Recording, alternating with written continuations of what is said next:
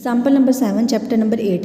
4 equal rods, each of length 2a and weight w, are freely joined to form a square ABCD which is kept in a shape by a light rod BD.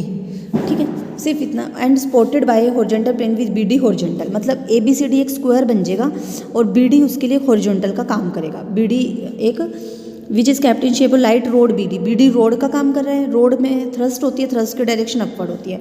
ABCD सारी sides को हमने length का नाम दे दिया 2a. Square की सारी sides equal होती है, हमने मान लिया 2a है सारी साइड्स. ठीक है, और स्क्वायर के हर एक एंगल की डिग्री कितनी होती है, 90 डिग्री का हर एक एंगल होता है. ये हमें दे दिया. सबका वेट W दे रखा है, इस रोड का भी, इसका भी, इसका भी. तो चार रोड्स हैं, चारों रोड का वेट टोटल कितना हो जाएगा 4W. और वो कहाँ एक्ट करेगा, इसके सेंटर पे, वो हमने मान लिया G 4W. तो वर्क डन में एक वैल्यू तो क्या आ गई 4W इंटू में डेल्टा ऑफ जो भी डिस्टेंस हम जहाँ से मेजर करेंगे वो देखते हैं. और एक वैल्यू आ जाएगी थ्रस्ट वाली. थ्रस्ट के केस में क्या होता है T इंटू में डेल्टा L, यही होता है ना. तो एक क्या हो जाएगा थ्रस्ट प्लस के साथ ही होगा T इंटू में डेल्टा जो भी इसका डिस्प्लेसमेंट होएगा BD. इसका तो डिस्प्लेसमेंट BD ही रहेगा ना, T delta BD equal to 0. तो अब देखो ABCD हमने स्क्वायर बना लिया, यूनिफॉर्म रोड 2a ले ली. उसके बाद उसने बोला था A above C, AB and AD in contact with 2 fixed smooth PACS. उसने कहा है जो ये AB और AD है ना, इन पे हमने पैक्स लगा दिए 2 स्मूथ, P और Q. हमने मान लिया AB पे पैक लग गया P, AD पे लग गया Q, और इनका बीच का डिस्टेंस कितना है 2b. PQ की वैल्यू हमें दे दी 2b, PQ हमें 2b दे दिया. ठीक है, सारी रोड्स की लेंथ 2a है. अब हम कह रहे हैं PQ हमारे पास पैक्स हो गए.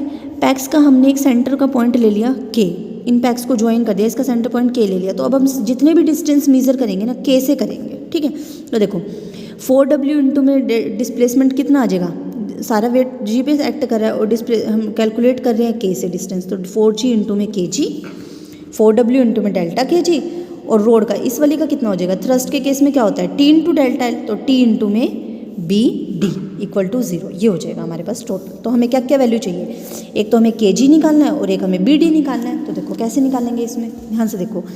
अगर हमें KG निकालना है तो हम इसके लिए क्या करेंगे, AG माइनस AK. एक बार AG निकालना है, एक बार AK. देखो AG निकालने के लिए तो हम ये वाली ट्रायंगल ले लेंगे AGD. AK निकालने के लिए AKQ, ये वाली ट्रायंगल ले लेंगे बस.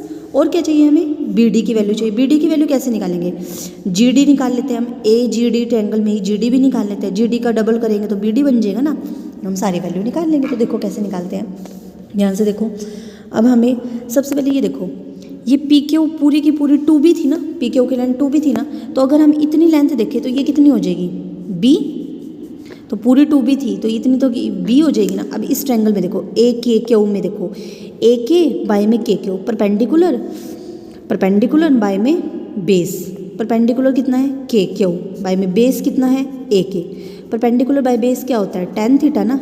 तो यहाँ से देखो KQ की वैल्यू तो हमारे पास B है, B बाय AK कितना हो जाएगा tan थीटा. हमें तो AK निकालना है, तो AK क्या हो जाएगा B cot थीटा. तो AK की वैल्यू आ गई B cot थीटा. इसी तरह से इस ट्रायंगल में हमें AGD ट्रायंगल में AG निकालना है. तो AG क्या है हमारे पास बेस, और AD क्या है हाइपोटेनियस. AG बेस बाय में हाइपोटेनियस AD की वैल्यू कितनी है 2a इक्वल टू क्या होता है बेस बाय हाइपोटेनियस क्या होता है कोस थीटा. तो AG की वैल्यू आ गई यहाँ से हमारे पास 2a कोस थीटा. सेम इसी तरह से जब हमें AK निकालना है, AK तो हमने निकाल लिया, AG भी निकल गया. तो देखो KG की वैल्यू क्या है AG माइनस AK, KG की वैल्यू भी आ गई हमारे पास.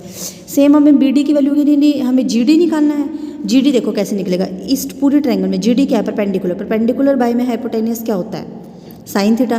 तो ये क्या आ जाएगा 2a साइन थीटा.